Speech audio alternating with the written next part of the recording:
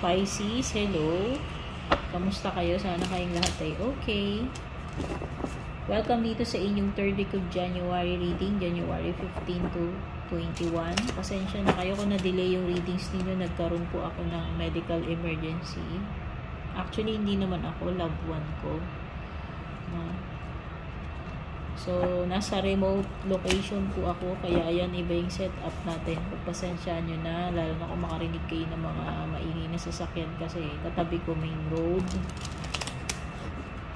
Ayan, so tignan na natin ano ba itong mga energy surrounding nyo ngayong third week.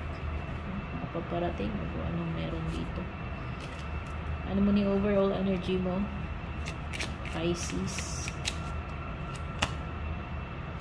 Maraming salamat nga pala sa mga patuloy na sumusuporta sa ating YouTube channel. At kung hindi pa po kayo nakaka-subscribe sa ating YouTube, don't forget to subscribe. Like and follow na rin po yung ating FB page. Doon po kayo mag-message directly regarding personal readings. Overall energy mo, Pisces, is the 5 of Swords. Choose your battles carefully. Hindi lahat ng battles kailangan mo pasukin. So this is pagiging wise when or when not to engage. Kung ano man itong mga papasukin mo, kakaharapin mong laban, no? Hindi lahat deserve yung energy mo. Hindi lahat deserve patulan. Hindi lahat deserve i-risk. Okay. Hindi lahat deserve ng hindi pala all the time kailangan mo i-prove yung sarili mo or i-prove kung sino yung mas magaling or mas tama. Okay? So choose your battles carefully, Pisces, this third week.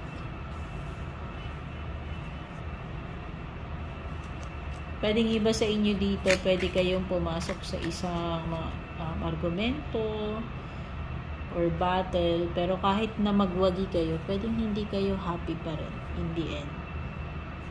Pwedeng this is an indication ng empty victory. Nanalo ka nga pero hindi ka naman masaya. Nanalo ka nga doon sa labanan na yun, nanalo ka doon sa argumento na yun, or kung ano may tinutukoy dito na battle. Pero parang empty nga yung victory. Hindi ka masaya kahit na ikaw yung nanalo. Diba? Hollow siya, hollow.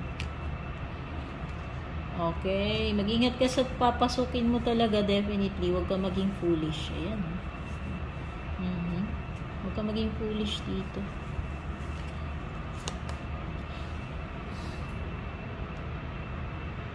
Mas better na maging wise ka, Pisces. Pag-isipan mo mabuti itong papasukin mo. Okay, pwede mo kasing ikapahamak tong pagiging gullible mo. Itong pagiging, yung happy-go-lucky na hindi mo inisip yung mga consequences. Papasok ka sa isang laban na hindi ka handa. Pupunta ka ng gera na wala kang bala or armas. Ito yun eh. Okay? Pwedeng iba kasi sa inyo, wala na rin kayong pake kung maging victorious kayo dito or hindi. Ang iniintindi ninyo dito ay go. Papasukin nyo to. Yung parang bara-bara energy. Ayun na nga yung sinasabi ko. Diba? Kasi may tendency nga dito, manalo ka or matalo. Kasi hindi mo siya pinag-isipan na mabuti. Naging impulsive, bara-bara. At kung manalo ka man dito, pwedeng yun nga yung binabanggit ko kanina, parang hollow victory, empty. Pwedeng hindi ka masaya kahit nanalo ka. Merong Scorpio energy with the Death card.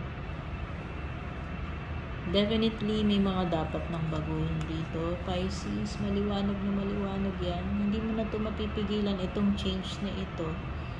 Meron talaga napipinto matapos na. Death card, the Tower. This will make you realize kung ano man ito. Ito mangyayari. Hindi mo na ito maiilagan, maiiwasan, Pisces. Ang ibig lang sabihin nito, it's time to move on. It's time to embrace kung ano man itong dalang dapat baguhin dito. Dalang pagbabago ni the Tower. Parang there is no need na magpakatigas pa ng ulo dito or mag-stick ka dun sa mga bagay na hindi na dapat ipinipilit. Okay? Embrace mo yung pagbabagong dala ni Death card and Tower. Kasi this experience or happening will lead you into something na yun talaga yung dapat mangyari. And the more na nire-resist mo, pinipigilan mo yung ending na yan, change na, hindi mo rin naman siya mapipigilan eh. Mangyayari at mangyayari pa rin siya. Pwedeng na-delay mo, oo. Na-delay mo, pero sa ibang panahon, mangyayari. At mukhang eto na yun. Sa kaka-delay mo, Pisces, itong 3rd week na yan, matutuloy talaga. Diyan ka na. Parang masasabugan yung Tower, no? Hindi mo na talaga maiiwasan yan. Sorry, So, it's better to, embrace kung ano man yan changes na dapat na yan. Na dapat noon mo pa dapat ginawa. The Star, Aquarius energy. Pwedeng yung makakadil kang Aquarius. Huwag kang mag-alala. Huwag kang mawalan ng pag-asa dito. Huwag mong sukuan ito, Pisces, kung ano man yung tinutukoy ni The Star. There is always hope. No? Pwedeng minsan iniisip natin imposible na eh, pero hindi eh. Kung as long as naniniwala ka, hindi nawawala yung faith mo. Meron at merong pag-asa. No? Possible yung iba sa inyo dito, itong 3rd week, this is a wish come true para sa inyo. Kung ano man itong hindi ninyo sinukuan, malay nyo, ipagkaloob sa inyo ngayong 3rd week. Baka ito na yung katuparan ng mga ng wish ninyo. Kasi ayan, The Star. Pwedeng yan eh. Wish na natupad.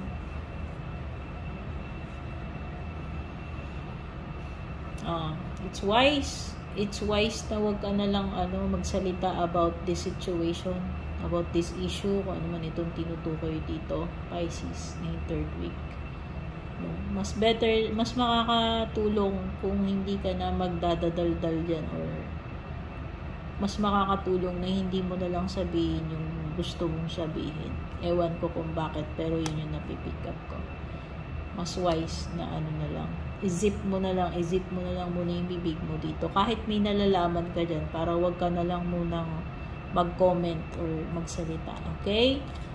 Keep it to yourself muna. So, kung may mga nalalaman ka, sa sarili mo na lang muna.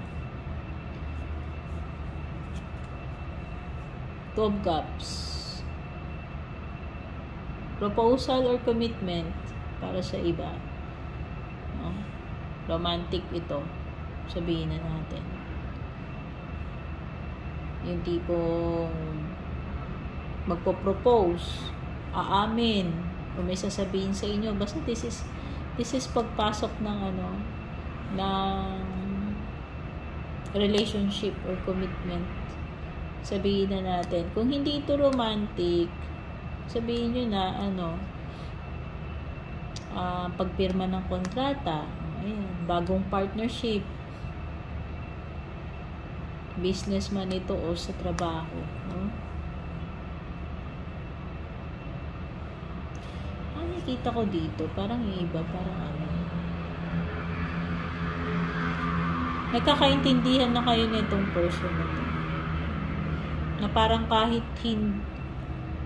ito yung situation na parang kahit hindi nyo sabihin, kahit wala kayong sabihin sa isa't isa, parang nagigets nyo na yung isa't isa. Alam nyo na yung gustong sabihin. Parang nagkakaintindihan na lang kayo sa isip at saka sa pakiramdaman na kahit hindi na kayo magsalita sa isa't isa. Ano? Yan. Mutual na understanding and nararamdaman sa isa't isa. Pagiging like-minded, ano? Pagiging entwined ng puso ninyo or isip ninyong dalawa. And merong air sign energy, Gemini, Libra, Aquarius. Pwedeng nakakadeal kang ganyan. At saka ito yung Capricorn na sinasabi ko. Ano? And Aquarius. Strong energy ng air sign. Specific Aquarius. King of Swords.